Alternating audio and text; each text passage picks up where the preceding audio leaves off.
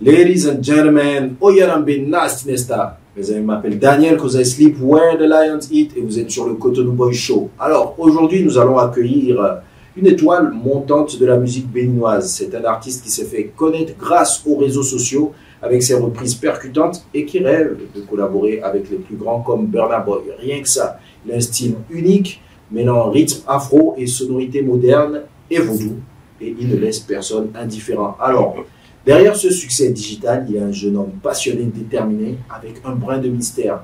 Vous l'avez peut-être vu inonder vos fils TikTok ou entendu parler de lui à travers ses fans. Aujourd'hui, nous allons en savoir plus sur lui, sur l'homme derrière l'artiste, que ce soit sur sa musique, ses relations, ses rêves, ses inspirations. Je vous invite à entrer dans l'univers de Takumi. Cotonou Boy Show. Salut Takumi. Yo yo mon gars, ça dit quoi? Écoute, ça fait plaisir de t'avoir là. Plaisir. Vraiment, vraiment, vraiment. J'ai vu que tu étais de passage à Cotonou et je me suis dit non, il faut qu'il vienne. Il faut qu'il vienne parce que ça fait très longtemps qu'on avait envie de te recevoir sur le show. Alors, comment vas-tu? Je vais bien, je vais super bien. J'ai répondu avec un grand oui. C'était incroyable de voir ton message en vrai. Et je te remercie pour ça. Je te remercie vraiment pour ça. Écoute, c'est le Cotonou Boy Show. On va parler de musique. On va parler de toi.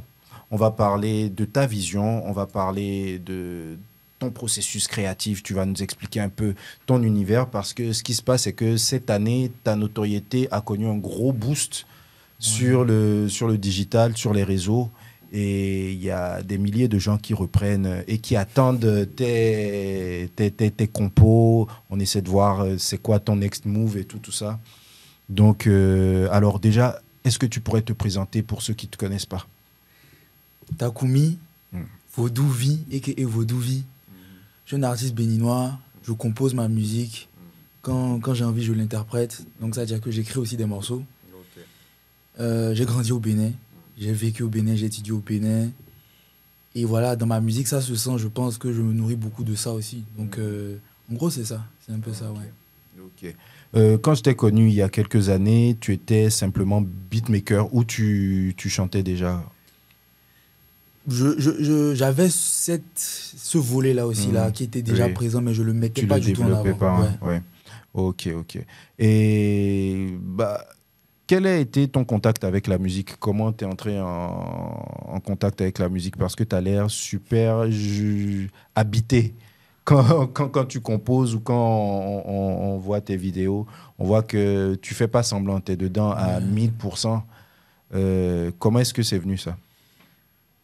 La première fois, j'étais avec mon cousin qui est là d'ailleurs, shout out Pharrell. J'étais avec mon cousin, il venait d'avoir son Android et il y avait Stromae qui tournait beaucoup. Ok, c'est en quelle année? C'était en, je me rappelle pas, je pense que c'était en 2011. Ok. Ouais, c'était en 2011. Et on s'est dit qu'on allait faire une vidéo en fait où je danse tout simplement. On s'amuse avec le tel, tout ça. Et on filme en fait la vidéo, on danse sur le son, c'était un son de Stromae.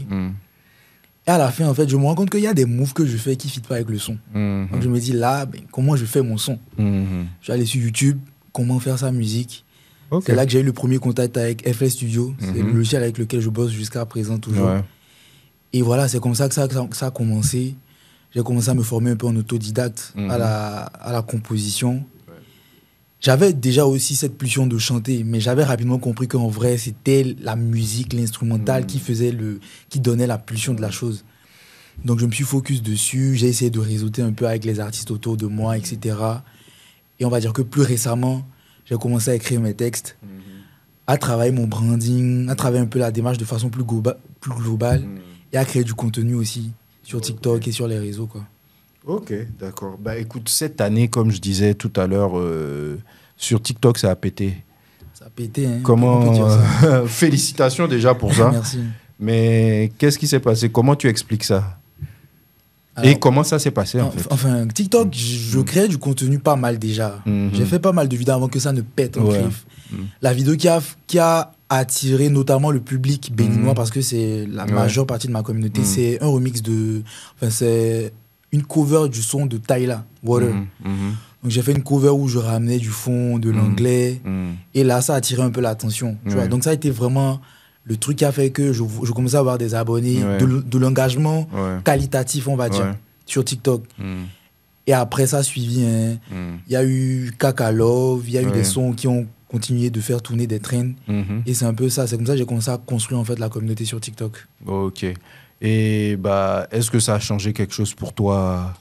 Forcément, parce que surtout quand il y a, en fait, surtout quand la communauté est solide, et la qualité de l'engagement est solide, en fait, il y a des opportunités qui viennent. Donc, on a commencé à s'intéresser un peu plus à mon taf. Des gens m'ont contacté aussi pour bosser du son avec eux. Et forcément aussi, ça a beaucoup apporté à ma démarche en tant qu'artiste, parce que chaque fois que je mets ma caméra là, ou chaque fois que je dois faire une cover d'un son, je découvre aussi une autre partie de la musique, de ma musique, de mon branding, de comment je peux performer le son, aussi comment le public perçoit ma chose de façon globale aussi. Donc ouais, ça a beaucoup apporté. Non, en plus, ce qui est fort, il y a quelques semaines, j'étais dans un endroit qui vient d'ouvrir à Cotonou, et les gars, ils avaient une discussion dehors, et ils disaient, oui, on va travailler une identité sonore, on va faire appel à Takumi pour ça. Ça m'a vraiment fait bizarre parce que c'est pas déjà une démarche naturelle des gens, même quand ils ouvrent des espaces, de se dire on va travailler une identité sonore pour l'espace. Et ça m'a fait plaisir d'entendre ton nom dans la bouche. Donc c'est là que je me suis dit ouais, vraiment c'est aller loin et les gens comprennent que tu n'as pas forcément une démarche mainstream, mais tu as une démarche de recherche. Exactement. Oui, mais c'est quoi ta vision justement par rapport à ça? Parce que tu es dans une démarche de création d'un nouveau son, d'une identité sonore propre à toi. C'est ça, ouais. Oui. Je suis fan de cette terre-là, du Bénin. Et quand je vois en fait tout ce que j'ai comme richesse en termes de patrimoine, ça m'inspire. Je dis ça parce que le vaudou, par exemple, qui est une religion traditionnelle au Bénin, la partie culturelle m'a beaucoup attiré, la musique surtout. Donc, que ce soit dans les streets de Cotonou, les événements comme Aouida, la fête du vaudou, etc. Quand j'entends la musique, en fait, ça me parle déjà, la musique traditionnelle telle qu'elle est. Et je me dis, bah, aujourd'hui, on a plein de genres musicaux qui se ressemblent, la drill, le rap, il y a beaucoup de dérivés aussi. Et je me dis que je vois pas beaucoup de... Enfin, en tout cas, avant, je voyais pas beaucoup, même s'il y en avait, mais c'était pas beaucoup. Et je me disais, j'avais moyen d'apporter quelque chose et aussi de me démarquer dans mon branding avec ça. Et ce qu'il faut savoir, c'est que j'ai fait une formation aussi en tant que designer. Et je dirais que ça m'a aussi beaucoup ouvert les yeux sur cette démarche de recherche. Donc voilà, j'essaie de me renseigner sur les rythmes, de comprendre comment ça fonctionne.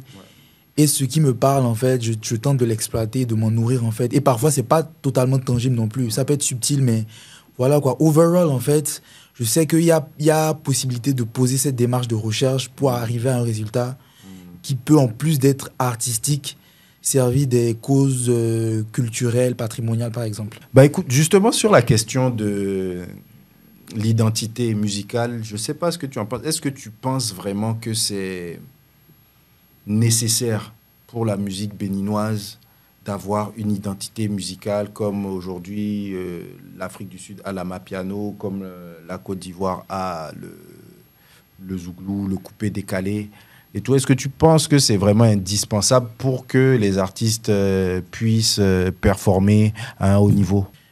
En vrai, par rapport à l'identité, je pense que en soi, on a tous une identité, que ce soit individuellement en tant qu'humain ou même en tant qu'artiste. L'identité est là. La chose, en fait, c'est que quand tu n'as pas de branding, c'est le public qui perçoit ton identité comme il l'entend. Donc, pour moi, c'est plus une affaire de se brander. Et ça commence par soi-même déjà. Mais vu que l'union fait la force, comme par exemple pour l'amapiano, lorsqu'on se met ensemble et qu'on travaille sur un branding collectif, on peut arriver à créer un genre musical, par exemple, et ça peut avoir de l'impact. Donc, en soi, moi, je me dis... L'idée, c'est pas non plus que tout le monde se ressemble ou qu'on fasse tous la même chose.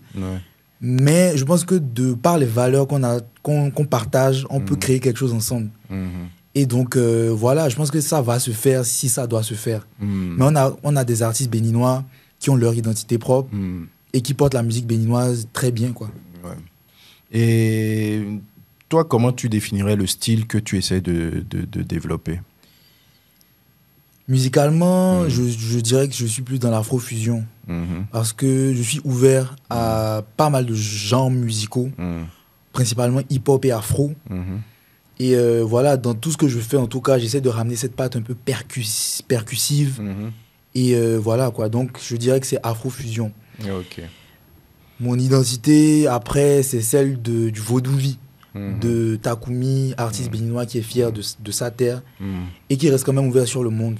Ok. Mais justement, par rapport à ton rapport au vaudou, tout à l'heure, tu disais que la partie culturelle, la partie... Ouais, c'est ça, la partie culturelle, la partie musicale t'avait vraiment intéressé. Tu as fait des recherches à ce sujet-là où tu... J'ai fait pas mal de recherches. Okay. Déjà, je suis designer, donc j'ai eu à travailler sur un projet personnel qui consistait à envisager la possibilité de brander la ville de Ouidah à travers le patrimoine musical. Ok. Et donc, Ouidah, c'est beaucoup de vaudou. Donc, c'était l'occasion pour moi, justement, de faire des recherches sur le terrain, personnes, ressources. J'ai fait mon stage à l'ANPT aussi, l'Agence nationale du patrimoine du tourisme au Bénin. J'ai été en contact avec des experts du patrimoine, des scientifiques aussi qui travaillent sur la thématique. Et ça m'a rapproché, justement, de ce sujet-là. J'étais aussi en contact avec les dignitaires, par exemple. Et voilà, ça a été l'occasion aussi pour moi de comprendre un peu mieux la chose. Après, je ne suis pas du tout vaudou dans ma famille non plus. Mais c'est juste en fait quelque chose qui m'inspire en fait. Qui m'inspire musicalement. La partie culturelle. La partie culturelle, je sais vaguement ce qui s'y passe, mais c'est pas ça qui me parle principalement. C'est pas ça qui te définit. C'est pas ça qui me définit. Ok. Voilà. Maintenant, dans ton approche encore à chercher un style musical, est-ce que tu intègres la notion commerciale derrière? Parce que c'est bien de chercher à avoir une identité musicale, mais c'est encore mieux si c'est quelque chose qui peut être joué à l'international. Je pense même que c'est même ça la base. Parce que si on fait une musique qui reste parmi nous ici, est-ce que c'est pertinent aujourd'hui? Et c'est là que TikTok, justement, c'est dans les deux sens. TikTok, je l'utilise pour me mettre en avant, mais c'est aussi pour apprendre, pour comprendre, pour voir ce qui se passe. Donc, après, c'est pas non plus de trahir mon branding ou mon identité, mais je vois ce qui se passe, ce qui me parle, et j'essaie de me positionner sur les créneaux qui sont pertinents par rapport à moi, ma démarche. Donc TikTok m'apporte aussi beaucoup, et forcément quand tu regardes les artistes qui t'inspirent, bah, tu sais un peu comment ça se passe. Quand tu regardes le game au Nigeria, l'extérieur et tout ça, il y a des artistes en fait qui te ressemblent un peu, et puis tu sais comment aussi apprendre de ça, donc c'est un peu ça, ouais. Ok. Au Bénin, actuellement, il y a la vague Adjapiano qui pop fort. Alors, quel regard tu portes sur ça? Au départ, je pense que c'est un peu le nom qui m'a fait me dire que c'est quoi ça? J'étais pas Adjapiano, bon, on veut encore... Comme il y avait le piano. C'est ça, bon, est-ce que c'est juste une variante? Mais au final, musicalement, quand tu entends ça, for real, tu sens que ça là, c'est différent, vrai de vrai. Et après, c'est avec le temps aussi que ça va être encore mieux défini. Mais ce qui est là, déjà, moi, ça me parle. Notamment ceux qui portent ça, X-Time, Jix. Le travail est bien fait, je trouve. Ok. Et j'ai remarqué, tu utilises souvent l'emoji du requin. Qu'est-ce que ça représente? Quand tu fais tes publications, il y a toujours un petit requin quelque part. Le requin, bon, je vais dire que c'est dans une démarche de branding, principalement. Le requin, c'est pour faire allusion à Kondo, le requin. Donc ça fait pas, je suis de Abome, donc c'est lié à mon histoire. Et voilà quoi, je pense que le jour où j'ai vraiment décidé de l'exploiter dans mon branding, c'est quand j'ai repensé à l'aigle de Wizkid. Donc voilà, c'est vraiment quelque chose que je porte à travers le requin quand je mets ça.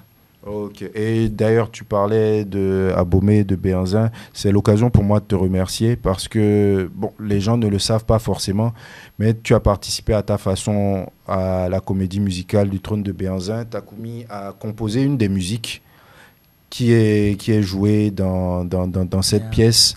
Donc voilà, ça, je te remercie pour avec ça plaisir, parce que quand tu as contacté sans hésitation, tu as dit non, ok. mais le projet est lourd, donc C'était une opportunité pour moi aussi. Donc, ouais. Merci beaucoup. Écoute, tu ne vis pas en permanence au Bénin. Là, tu es de passage. Qu'est-ce que tu peux nous dire sur ta vie de tous les jours? Où est-ce que tu vis?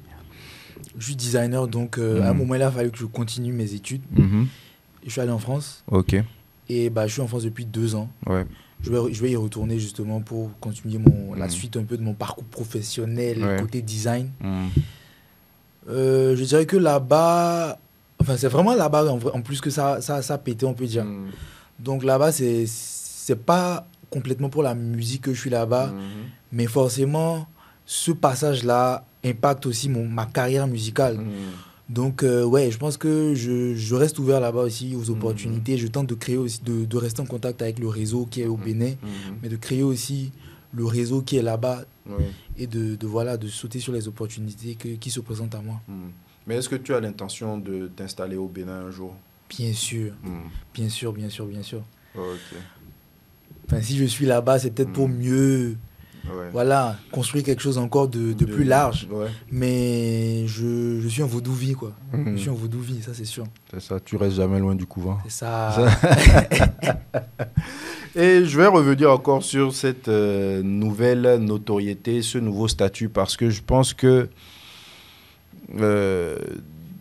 dans la musique béninoise, et je me trompe rarement sur ce genre de choses, tu es l'un des prochains gros trucs qui est susceptible d'arriver si tu continues avec, sur la lancée que tu as prise.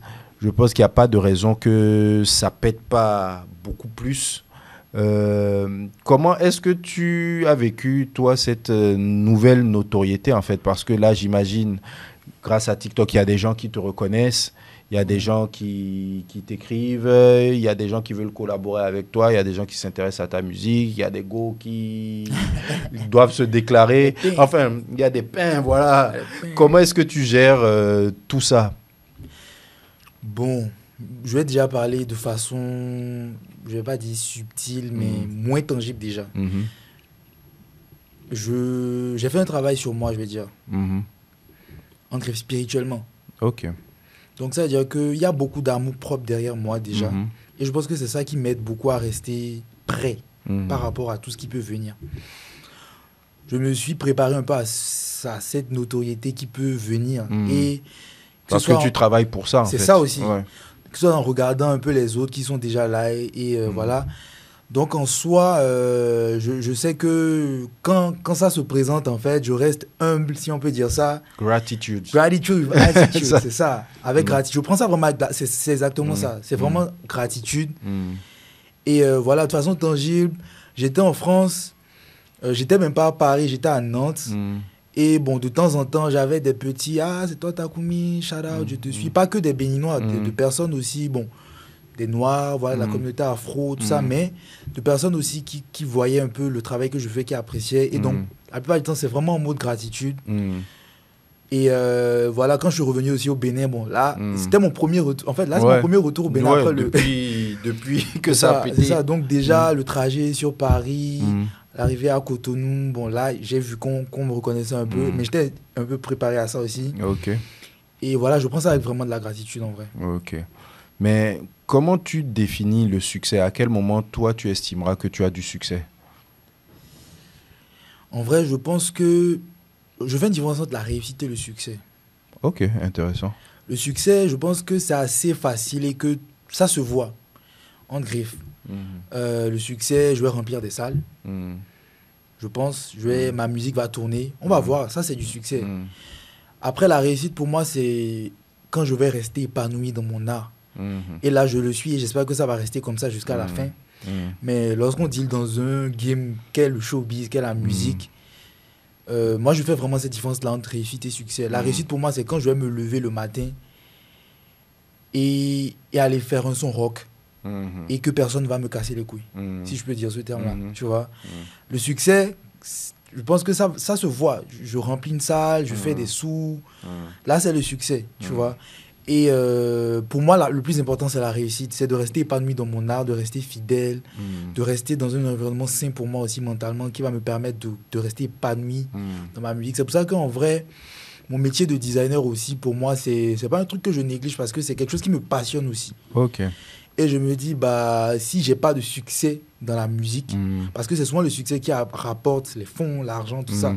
Donc, si j'ai même pas de succès dans la musique, je sais que je pourrais réussir quand même ma carrière au final. Ouais. Ok, c'est très intéressant ce que tu dis. Et je t'ai pas demandé, j'aurais dû te demander plutôt, tu es né dans quel type de famille? C'est-à-dire, tu es né dans quel type de famille? Je dirais, bon, je vais pas définir, je vais dire. Mon père a travaillé dans une entreprise en tant qu'informaticien. C'est un gros passionné de tech, d'informatique, tout ça. Donc, justement, à la maison, j'avais un ordi, j'avais des enceintes.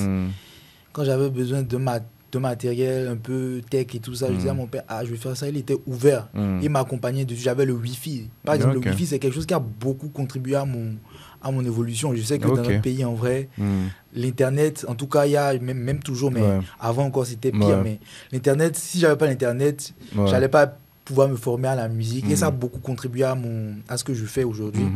Donc, c'est un peu dans cet environnement-là que j'étais. Ma mère, elle a arrêté de bosser quand je suis venu. Petit commerce.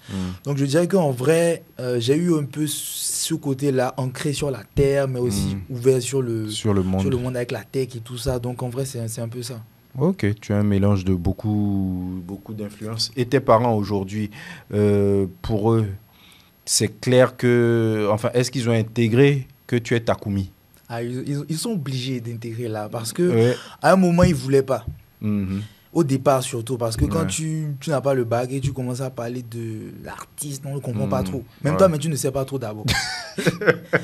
Mais là, en fait, à un moment, j'ai compris qu'en fait, il ne fallait pas se justifier ou quoi. J'ai juste arrêté de parler trop. J'ai commencé à bosser plus le truc. Et on m'appelle pour me dire, ta grand-mère me dit qu'elle t'a vu chanter. Je dis, c'est bon alors, ça c'est bon. Et donc là, ils ont compris en fait que c'était parce que justement, j'en ai plus parlé pendant un moment, mais ils ont constaté que c'était toujours là et que ça évoluait. Donc là, ils ont compris qu'il y a Takumi qui est là et qui va rester, je pense. Et c'est quoi leur rapport à ça? Est-ce qu'ils t'encouragent? Est-ce qu'ils observent? Ils m'encouragent. C'est mon père qui m'a acheté ma première carte son. C'est lui qui m'a acheté mon premier micro. C'est lui qui m'a acheté mon premier clavier. Ça, c'est fort, ça. C'est pas courant. C'est pas courant. Ouais. Ils sont toujours restés dans la dynamique de on est au Bénin. Même de façon générale dans le monde, artiste. Ouais, ça fait pas rêver les parents. C'est ça. Donc, ils m'ont dit, si tu peux étudier jusqu'à la fin, c'est mieux pour nous, tu vois. Et ne reste pas aveuglé par ce truc d'artiste, boss, ton diplôme. Mais c'est bien d'avoir une passion. Franchement, ils m'ont encouragé. Je sais qu'ils m'ont encouragé beaucoup. Ok, big up à eux, parce que c'est important et je pense que même pour l'équilibre d'un artiste, de savoir qu'il est soutenu, je pense que tu fais de la musique plus librement en fait. Clairement. Ok, on vient tout doucement vers la fin de cet entretien, mais j'ai remarqué que tu es très porté sur la spiritualité, sur le yoga, sur les bougies, les encens, tout ce type de trucs. C'est quoi le bail? C'est rien. Non, en fait, je pense que non, faut pas dire c'est rien quand je dis c'est rien, c'est parce que souvent quand on parle de spiritualité, en vrai, j'ai grandi chrétien. J'ai fait la communion, tout le truc. Mais depuis, même quand je faisais ça, j'étais pas trop dedans. Parce que, c'est les parents plus, tu vois, mais je comprenais pas. J'étais pas à l'aise. Je suis un introverti et je me pose beaucoup de questions. Donc, j'étais pas à l'aise, mais j'ai pris ça avec le cœur. Enfin, on peut dire ça. Et voilà, j'ai fait mon chemin. Mais après, en fait, avec le temps, ça a été principalement aussi avec le son. Le son a un pouvoir énorme, des vibrations. Dans beaucoup de courants de pensée, de fondements, de pensée philosophique, etc. Le son a une place importante. Et en me documentant et en expérimentant aussi les choses, j'ai compris que la spiritualité en soi se résume à deux choses pour moi. C'est l'amour propre déjà, s'aimer vraiment honnêtement.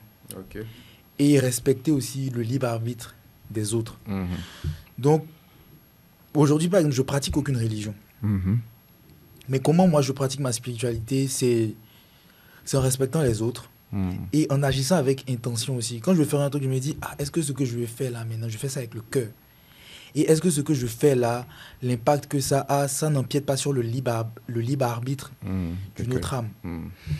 Et après, il y a différentes façons aussi de vivre sa spiritualité. Donc, je me nourris de certaines pratiques issues de différents courants de pensée. Donc, comme tu as dit, par exemple, bouddhiste, la méditation et tout ça. Ouais.